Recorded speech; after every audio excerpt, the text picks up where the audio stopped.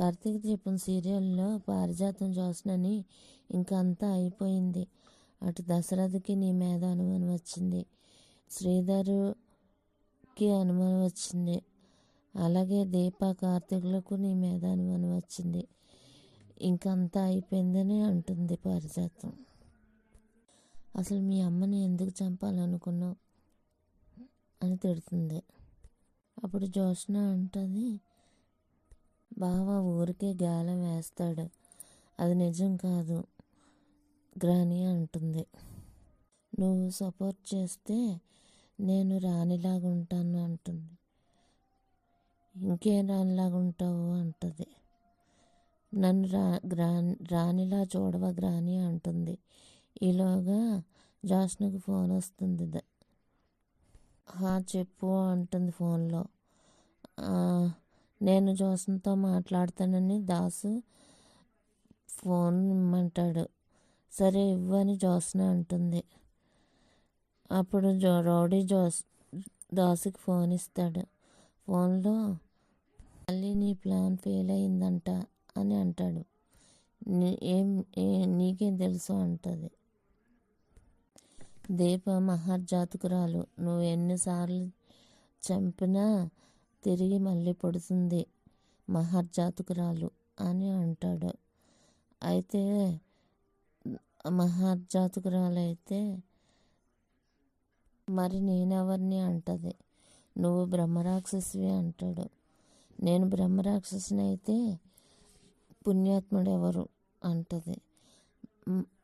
నా మేనల్లుడు కార్తీక్ అంటాడు దాసు. హాస్పిటల్లో కార్తీక్ దీపలు డాక్టర్ అన్ని బ్లడ్ తీసుకోమని టెస్ట్ అయినా ఎలాగైనా చేసి అతన్ని రక్షించమని కోరుతారు. డాక్టర్ గారు, సరే మీరు ఇంతగా ప్రాధాయపడుతున్నారు కాబట్టి నేను టెస్ట్ చేస్తాను, కానీ ఏ విధంగా మ్యాచ్ అవుతుందో నాకు తెలీదు అని అంటది డాక్టర్. సరే మీరు టెస్ట్ చేయండి, ఆ తర్వాత మీరే చెప్తారు ఏంటన్నది అనేసి అంటాడు కార్తీక్. దానికి డాక్టర్ గారు బ్లడ్ శాంపిల్స్ తీసుకుంటానని చెప్తారు. దానికి కార్తీక్ దీప ఎంతో సంతోషిస్తారు. ఇది ఇలాగుండగా అక్కడ కాంచన దేవుడి గుడికి వెళ్తుంది. దగ్గర దీప కోసం అలాగే సుమిత్ర కోసం ప్రార్థన చేస్తుంది. దండం పెట్టుకొని దేవుడా ఎలాగైనా రక్షించు, ఇదంతా ఏం జరుగుతుందో తెలీదు అంటుంది. అలా దండం పెట్టుకొని వస్తుంది. ఈలోగా కాశీ అత్తను చూసి వస్తాడు. చూడగానే అత్త అత్త అని ఏడ్చుకొని కాంచన దగ్గరికి వస్తాడు కాశీ. ఏంట్రా ఇలా ఉన్నావు, ఏమైందిరా, ఈ బట్టలు నువ్వు ఎలా ఉన్నావు, ఎందుకు ఇలా అయిపోయావు అనేసి బాధపడి ఏడుస్తుంది. కాశీ కూడా ఏడుస్తూ, అంతా అయిపోయింది అత్త, నా జీవితం పాడైపోయింది, నేను ఎవరి కోసం ఉండాలి అనేసి అంటాడు. ఏమైందిరా, ఏంటి, ఎందుకు అలాగా, మేమందరం నీకు తోడుగా ఉంటాం, ఎందుకు ఏడవకురా, నిన్ను చూస్తే నాకు కూడా ఏడుపు వస్తుంది అంటది కాంచన. మరి ఇంటికి రావచ్చు కదా అనేసి అంటది. ఇంటికి స్వప్నకు ఫోన్ చేశాను కానీ రావద్దన్నది, ఫోన్ చేసినా ఎత్తలేదు, నీ మొహం కూడా చూడను నేను అంటది. నేను జరిగినవన్నీ మర్చిపోయి మనిద్దరం కలిసి ఉందామనేసి చెప్పాను, కానీ నేను ముందు జరిగినవన్నీ నీతో సహా మర్చిపోయానని చెప్పి ఫోన్ కట్ చేసింది. ఇంక నేను ఏం చేయగలను అత్త అంటాడు. అయితే సరే పోనీలే పద అంటే, స్వప్న దగ్గరికి కాదురా, ముందు మా ఇంటికి రా అని చెప్పి తీసుకెళ్తుంది.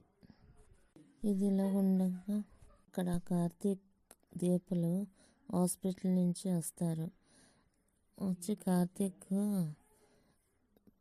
దగ్గరికి వచ్చేలోగా పారిజాతం ఎవరా డ్రైవరు అనేసి అంటుంది. గ్రాని, పారు ఏం చేస్తున్నావు, అంటే ఏం చేయట్లేదురా, ఎలా తిరుగుతున్నాను అంటది.